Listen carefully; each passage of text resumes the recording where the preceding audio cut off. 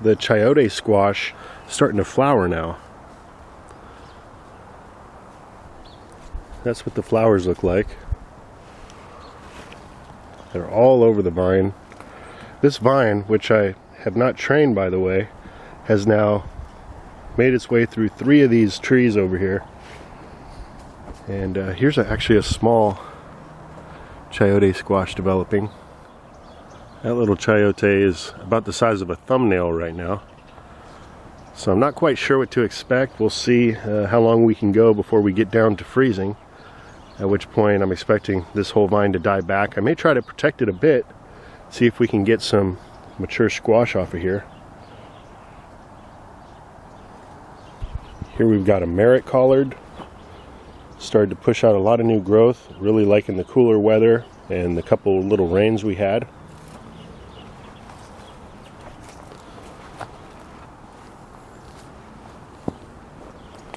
And check this out.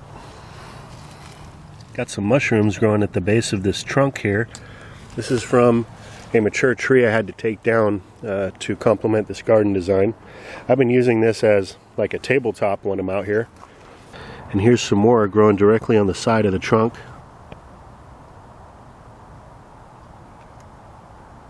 So here's a quick update on the cuttings that I had taken about 6.5 weeks ago from what I'm calling the world's rarest plant, a really abundant tree kale hybrid that I have growing back here. Now this is the second batch of cuttings that I took. The first batch I used a Clonex rooting gel, had great results. This batch I used a homemade aloe vera gel as the rooting hormone. And once again we have 100% success on the propagating of these cuttings. Now I'm not trying to claim that the rooting hormone is the reason for the success. I propagated many tree collards and hybrid tree collard plants without any type of rooting hormone at all and had great success, somewhere in the range of 90-95%. But I wanted to give these plants an extra boost, help those roots to grow out quickly and just give them a really good start.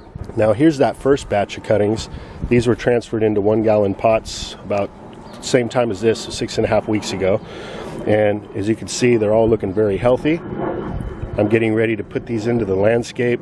If you lift up the pot and you look at the bottom holes, you can see some roots starting to come out.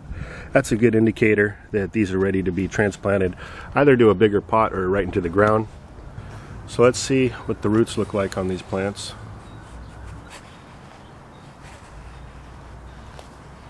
There's a little bit of breaking there. So really nice root development. It's holding onto the sand really well. I don't want to disturb the roots too much, so I'll just leave the sand on there, plant them in their potting soil just like that. So this plant was on the row on the right side with the black feather, so I just dipped these cuttings into the aloe vera. On this left side, and I don't see any difference in growth, actually they're a little smaller. Not only did I dip the cutting in aloe vera rooting hormone, but I also dumped a little bit into each hole. Let's see what we got over here.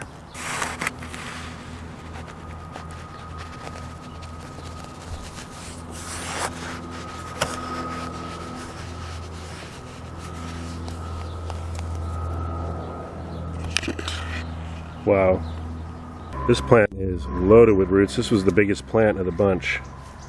Looking really good. So once again, we've had great success propagating this plant by cutting. I'm now going to transfer these older potted plants into the ground, freeing up these 1-gallon containers, and I'll transfer these cuttings into the containers, and we'll keep the cycle going. And here is the mother plant here that we're cloning. She continues to amaze and impress me with the vigor, the abundance she's putting off, and just check out how large those leaves are. I cannot wait to get a whole forest of these going. So I never got around to harvesting the rest of the Echinacea flower heads before the last rain, but that's fine. They've dried out again. Like I had mentioned before, once they turn black like that, they're dry, crispy, they're ready to be harvested for seed.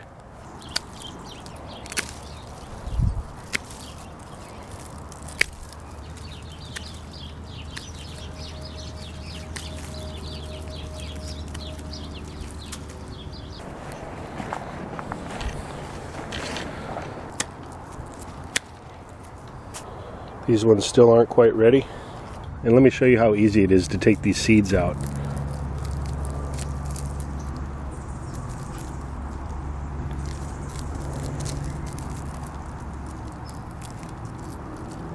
And it's the small white part there that's the seed. The rest of this is just chaff.